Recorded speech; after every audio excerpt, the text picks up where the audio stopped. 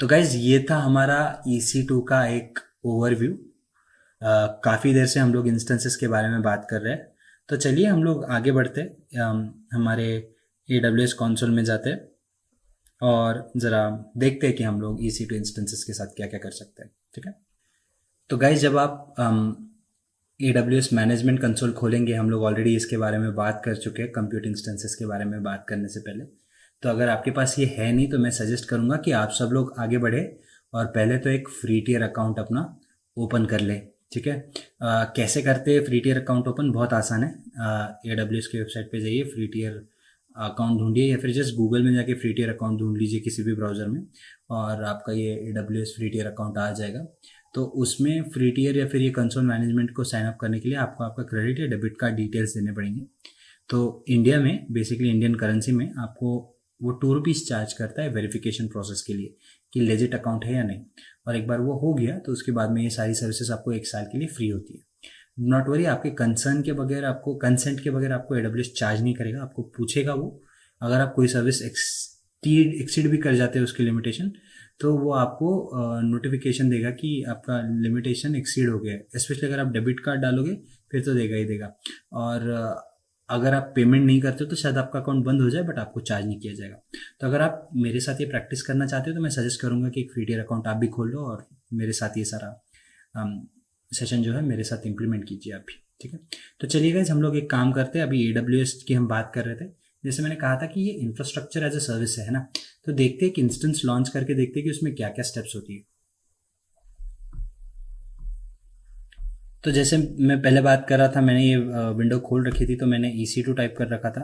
या तो मैं यहाँ देखूंगा या फिर मैं कंप्यूट सर्विसेज में जाऊंगा सीधे और उसको मैं सेलेक्ट कर सकता हूँ।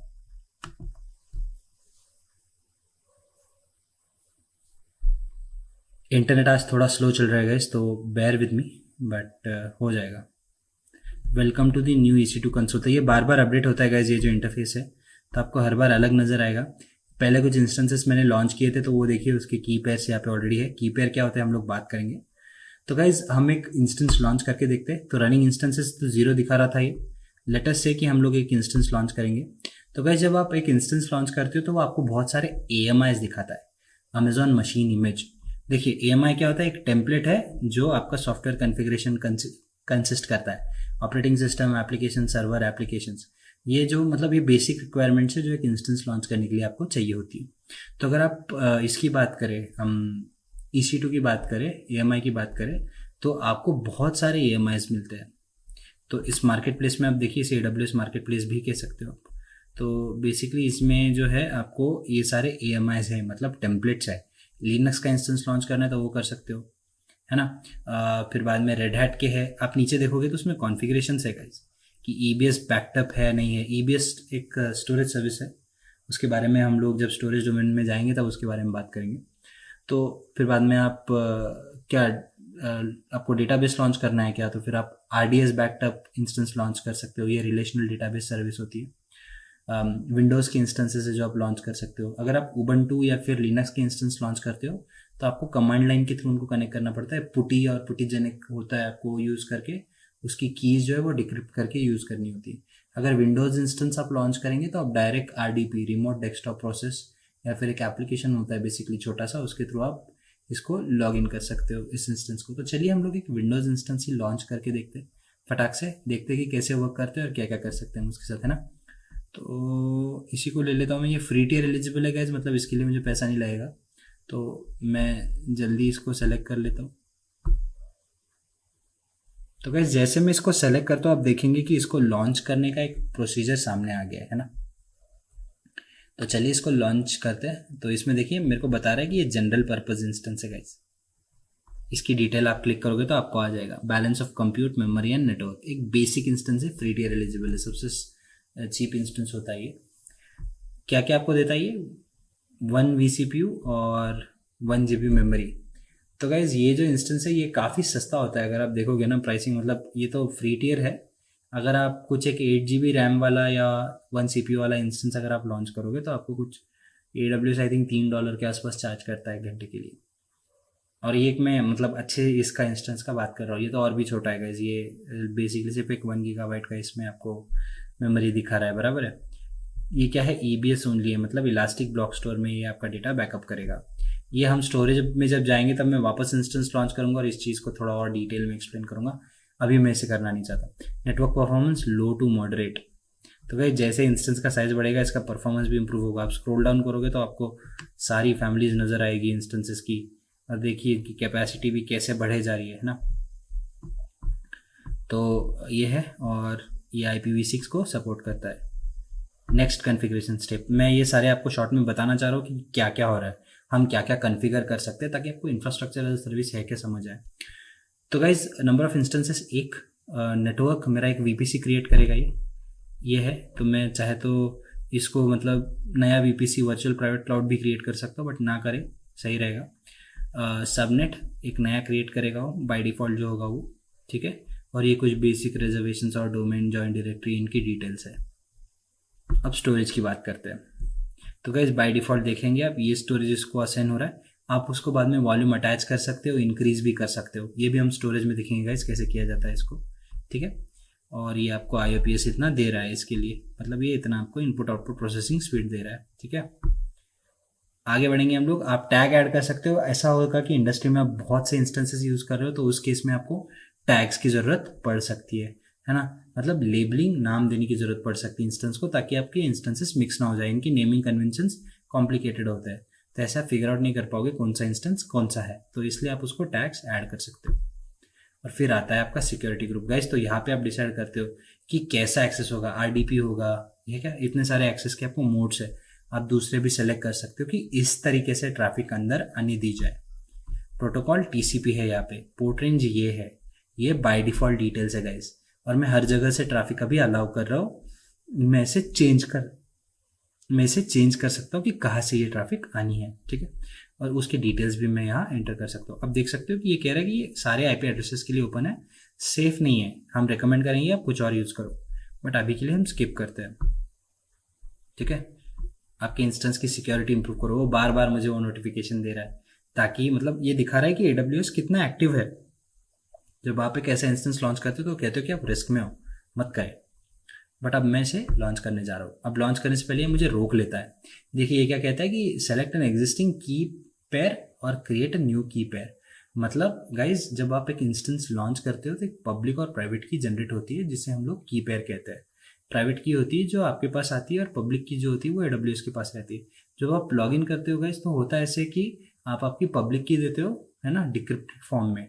फिर वो AWS लेता है अपने सॉरी आप अपनी प्राइवेट की देते हो जो AWS के पास जाती है डिक्रिप्ट करके, और फिर AWS अपने पब्लिक की के साथ मिला के एक 2-वे ऑथेंटिकेशन करता है और आप लॉगिन कर सकते हो।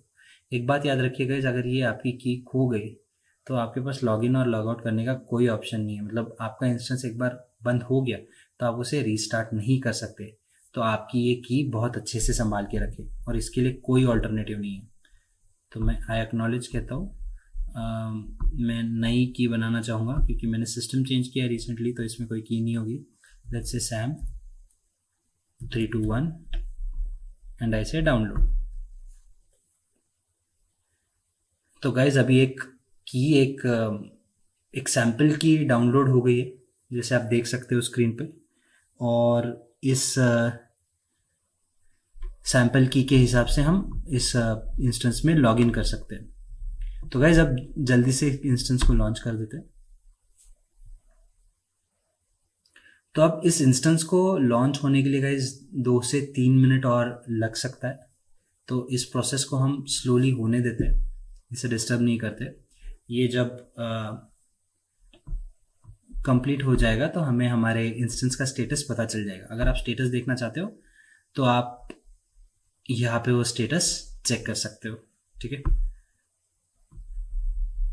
तो अब हो क्या रहा है कि मेरा इंस्टेंस जो है वो सारी ये डिटेल्स जो है वो कॉन्फ़िगर कर रहा है। तो गाइज मैं 2 सेकेंड के लिए ये वीडियो शायद पॉज कर दूँ। हम देखते हैं कि ये इंस्टेंस कब लॉन्च होगा। एक बार लॉन्च हो गया तो फिर इसके ऊपर मैं बात करना वापस शुरू करूँगा।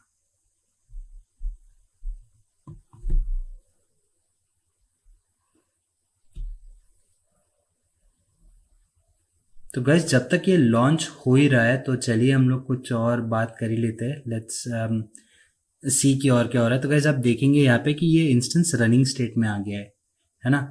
अलार्म स्टेटस नन बता रहा है और अभी सिर्फ स्टेटस चेक्स सही होने की देर है। एक बार ये स्टेटस चेक सही हो जाए मतलब आपका इंस्टेंस आपको इस्तेमाल करने के लिए पूरी तरह रेडी है। तो वैसे जब आप एक इंस्टेंस की बात करते हो तो इसमें देखिए नीचे और बहुत सी डिटेल्स दी जाती है।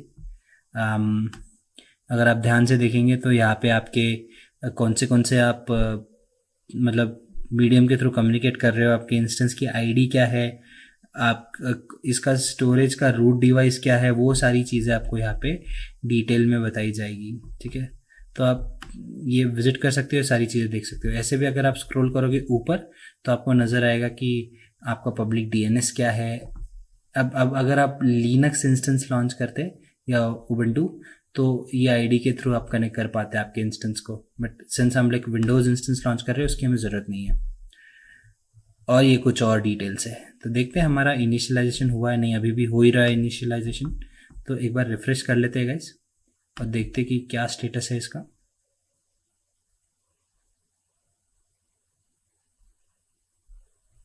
ओके, तो अभी भी कुछ सिक्योरिटी चेक्स है जो हो रही है पैरेलली, और ये होती रहती है गाइस, इसको थोड़ा टाइम लगता है, ये धीरे धीरे होती है। तो इसे हो जाने देते हैं हम लोग और फिर आगे देखेंगे क्या करना है करके। मीनवाइल गाइस मैंने जैसे कहा था आपको कि हम लोग अमेजोन लैम्बडा भी देखेंगे, बराबर है। तो मुझे और एक बार मेरे कंसोल में साइन इन करने दीजिए। कंसोल मैं यहाँ आ जाता हूँ और ये मैनेजमेंट कंसोल पे क्लिक करता हूँ। You are now logged out कह रहा है, पर मैं तो लॉग्ड इन था। लेट्स सी, है ना। तो हम लोग एक इलास्टिक बीनस्टॉक के बारे में भी थोड़ा सा देख लेते हैं पैरेलली।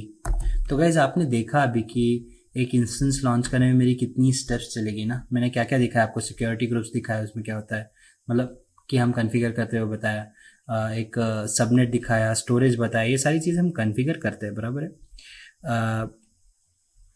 इलास्टिक बीनस्टॉक में वैसे नहीं होता गाइज, हम डायरेक्ट, ये एक प्लेटफॉर्म है, जैसे मैंने बताया प्लेटफॉर्म एज ए सर्विस है, तो इसमें आपको कॉन्फ़िगर करने का टेंशन नहीं रहता है, वो ऑलरेडी एक प्लेटफॉर्म के साथ आ जाता है। आपको करना है मॉडिफाई तो आप कर सकते हो, बट अगर आपको ये झंझट में ही नहीं पड़ना है कि पूरा कॉन्फ़िगरेशन करें, तो उस केस में आप आपका इलास्टिक बीनस्टॉक यूज़ कर सकते हो।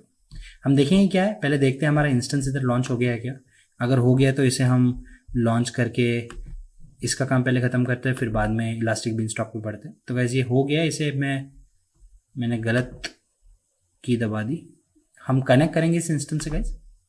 तो देखिए ये रिमोट डेस्कटॉप प्रोसेस के थ्रू इसको कनेक्ट करेगा, जो मुझे डाउनलोड करना पड़ता है। ठीक है, अब इसमें क्या क्या होता है, अब पहले तो मुझे ये जो रिमोट डेस्कटॉप ये है आरडीपी जो है, वो बेसिकली करता क्या है ना गाइस, ये रिमोट डेस्कटॉप फाइल जो है वो एक छोटी एप्लीकेशन की तरह, एक इंटीग्रेटर की तरह समझ लीजिए, जिसके थ्रू मैं मेरे इंस्टेंस को कनेक्ट कर रहा हूँ, लॉन्च कर रहा हूँ। ठीक है, तब इंस्टेंस मेरे AWS पे ऑलरेडी क्रिएट हो चुका है। इसको लॉन्च करने के लिए मुझे एक की ज़रूरत पड़ेगी, तो उसके लिए मुझे गेट पासवर्ड पे क्लिक करना पड़ेगा। तो वो कहेगा कि आप पहले आपका की पेयर चूज़ करो। तो मैं क्या करूँगा, मैं क्विकली डाउनलोड्स में जाऊँगा और डाउनलोड्स में जाकर मैंने की पे डाउनलोड किया था, ये यहाँ पे है गाइस। तो इसे मैं सेलेक्ट करूँगा, तो देखिए वो इधर आ गया है। अब इसे हम डिक्रिप्ट करेंगे पहले तो, ताकि वो मुझे ये पासवर्ड देगा। तो बेसिकली मेरी की मैंने जैसा बताया था ये लॉगिन के लिए यूज़ होती है, ये मेरी प्राइवेट की है, ये मैंने एंटर कर दी, उसको कॉपी कर लिया। ठीक है, और अब मैं मेरा RDP को लॉन्च करता हूँ। जैसे मैं मेरे RDP को लॉन्च करता हूँ वो कहता है कनेक्ट। अब वो मेरी की मांगेगा जो मैंने अभी कॉपी की, मैं इसको पेस्ट करता हूँ और एडमिनिस्ट्रेटर लॉगिन करता हूँ। कोई वार्निंग देता है, देखिए हर चीज़ पे मुझे सिक्योरिटी अलर्ट्स देता है, ऐसे ही यस और लॉन्च कर लो। तो गाइज अब ये इंस्टेंस तुरंत लॉन्च हो जाएगा। देखिए एक वर्चुअल मशीन लाइक 5 मिनट्स के ड्यूरेशन में हमने लॉन्च कर ली, बराबर है। तो ये इसको आप जैसे मैंने कहा एक सिस्टम की तरह आप उसको ट्रीट कर सकते हो, एक इंडिविजुअल सिस्टम है ये जो आपके लिए फंक्शन कर रहा है, बराबर है। यहाँ पे मैं काम कर सकता हूँ, मेरे बाहर के सिस्टम पे भी एक काम कर सकता हूँ। तो जो हम लोग VMware यूज़ करके करते हैं वो हम लोग यहाँ कर रहे हैं, बट बहुत कम समय में और बहुत आसानी से कर रहे हैं। और देखिए आप चाहे तो यहाँ पे आपका जो है इंटरनेट सर्विसेज भी कनेक्ट कर सकते हो, है ना। इंटरनेट को अगर आप कनेक्ट करोगे, ये एग्जैक्टली आपके सिस्टम की तरह एक्ट कर रहा है। तो आप जो घर का इंटरनेट है, प्राइवेट नेटवर्क है, वो भी कनेक्ट कर सकते हो, चीज़ें ब्राउज कर सकते हो, सर्च कर सकते हो यहाँ पे। तो ऑप्शंस बहुत सारे हैं, अनलिमिटेड है आपके पास। तो इसमें जैसे हम स्टोरेज में देखेंगे तो फिर मैं आपको ईबीएस के बारे में भी बताऊंगा, कैसे इसको अटैच होता है, क्या क्या आप कर सकते हो, बट वो बाद में के लिए। बट एक इंस्टेंस कैसे लॉन्च करते हैं, मैं आशा करता हूँ आपको ऑलरेडी समझ आ गया है ना। तो इसे मैं अभी क्लोज करता हूँ।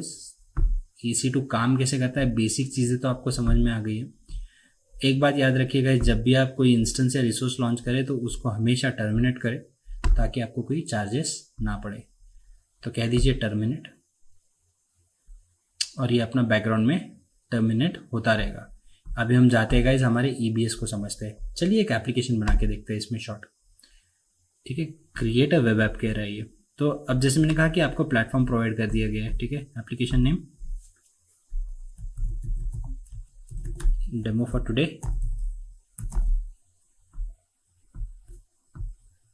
मैं बहुत दिनों बाद इलास्टिक बीनस्टॉक यूज कर रहा हूँ, तो देखते हैं इसमें क्या क्या करना होता है। कुछ चीज़ें शायद मैं भूल भी जाऊँ या मुझे याद ना रहे। तो हम एक PHP एप्लीकेशन बना के देखते हैं हम लोग। देखिएगा ये प्लेटफॉर्म दे रहा है, सब अपने आप सेट कर देता है मेरे लिए, है ना। आपने यहाँ देखा होगा ऑप्शंस कितने हैं। मैं टॉमकैट, .NET, डॉकर, ग्लासफिश, जावा, गो, ये सारे लैंग्वेजेस में एप्लीकेशन बना सकता हूँ। बट अभी मैं कोई बेसिक एप्लीकेशन लॉन्च करने के मूड में हूँ। मैं अपना खुद का कोड भी अपलोड कर सकता हूँ। मैंने क्या बताया था आपको, या तो आप आपका एग्जिस्टिंग एप्लीकेशन डालें, यहाँ पे कोड डालें, या खुद की नई एप्लीकेशन भी बना लें। तो ये सारे ऑप्शंस आपके पास होते हैं। चलिए एक सैम्पल एप्लीकेशन बना के देखते हैं। और ऑप्शंस आपको कॉन्फ़िगर करने तो आप कर सकते हो, या डायरेक्टली इस एप्लीकेशन को आप लॉन्च कर सकते हो गाइस। तो ये बहुत ही एक बेसिक एप्लीकेशन लॉन्च होगी। आप देखेंगे बहुत सी चीज़ें हो रही है पीछे, वह एनवायरनमेंट बना रहा है। और अब देखिए, अब यहाँ पे आपको सारी डिटेल्स आएगी लॉग वाइज, क्या क्या किया उसने, है ना। एक रीजन सेलेक्ट किया उसने, पहले तो एक स्टोरेज बकेट बनाई जहाँ पे मेरा डेटा स्टोर होगा। और क्या किया उसने, अभी वो एनवायरनमेंट क्रिएट कर रहा है। तो बेसिकली गाइज जैसे मैंने बताया, इंफ्रास्ट्रक्चर में हमने सारी चीज़ें की, बराबर है। इंस्टेंस हमने सेट किया, यहाँ पे वो खुद कर रहा है बैकग्राउंड में, एक प्लेटफॉर्म दे रहा है मुझे, ठीक है। इंस्टेंस भी लॉन्च करेगा, एक बकेट भी क्रिएट करेगा, और सारी चीज़ें वो खुद ही करेगा। मतलब elastic beanstalk will take care of everything जो यहाँ पे हो रहा है।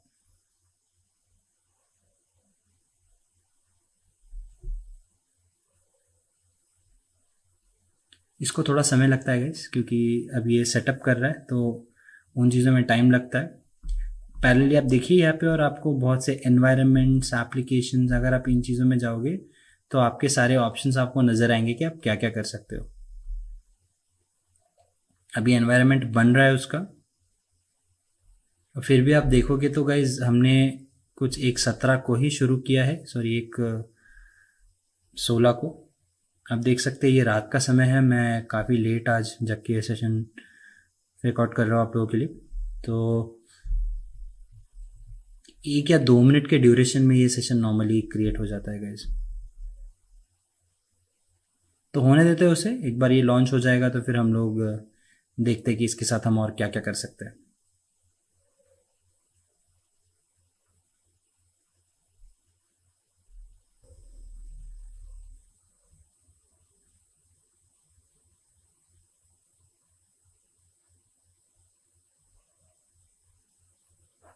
तो गाइज इसे एक बार हम लोग रिफ्रेश करके देखते हैं।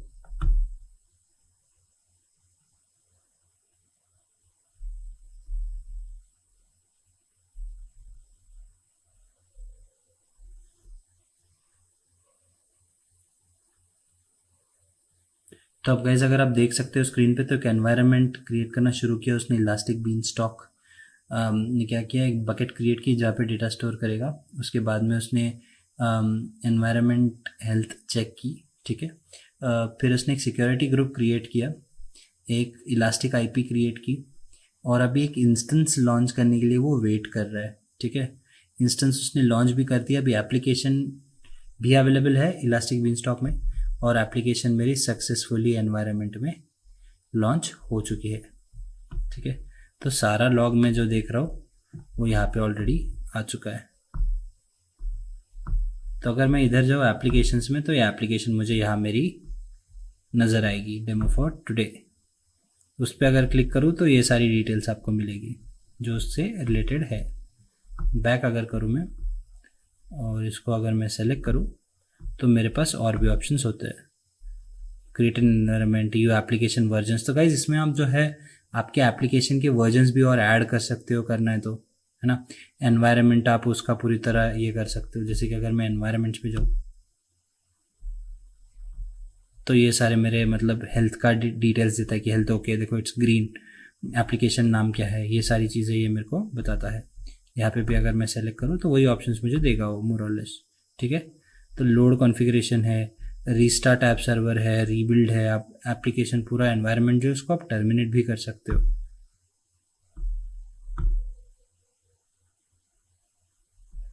देखिए, तो एनवायरनमेंट में हो तो मेरी एप्लीकेशन नज़र आती है। अगर मैं कहूँगा अपलोड एंड डिप्लॉय, कहेगा चूज़ एन एप्लीकेशन फाइल, उसको आप जो कुछ भी वो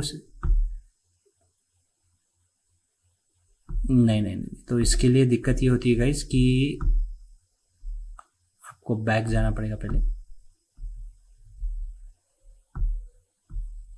इसको कैंसिल करूँ मैं एक्चुअली ये कोशिश कर रहा हूँ देखने की कि इसमें टेम्पलेट एप्लीकेशन में कैसे लॉन्च कर सकता हूँ।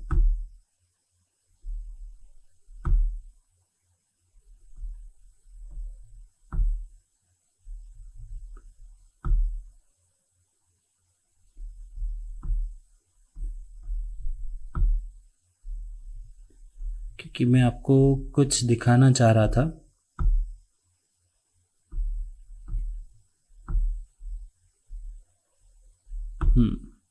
इस यूआरएल पे अगर क्लिक करूंगा मैं तो वो मेरी एप्लीकेशन को वो ओपन करेगा, जैसे कि आप यहाँ पे देख रहे हो, ठीक है। तो बेसिकली ये एक बेसिक पीएचपी एप्लीकेशन है जो उसने लॉन्च की थी। और ये देखिए आपको आपका डोमेन नेम या फिर आपका एड्रेस सबको मिल जाएगा। नॉट सिक्योर कह रहे हो क्योंकि हमने सिक्योरिटी बेसिक लेवल की इसमें बाय डिफ़ॉल्ट उसने चूज़ कर रखी है।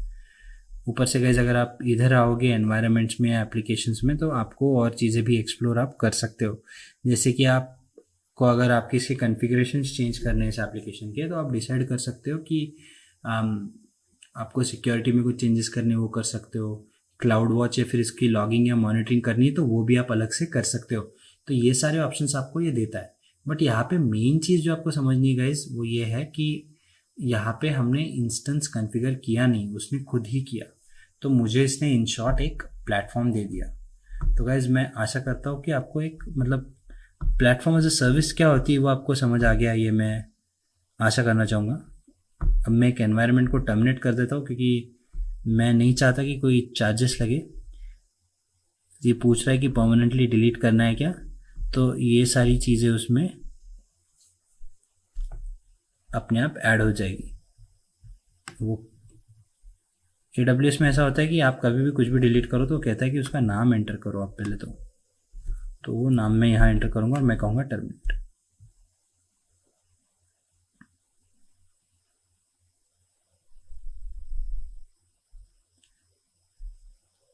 तो अब ये धीरे धीरे गाइज ये टर्मिनेट हो जाएगी।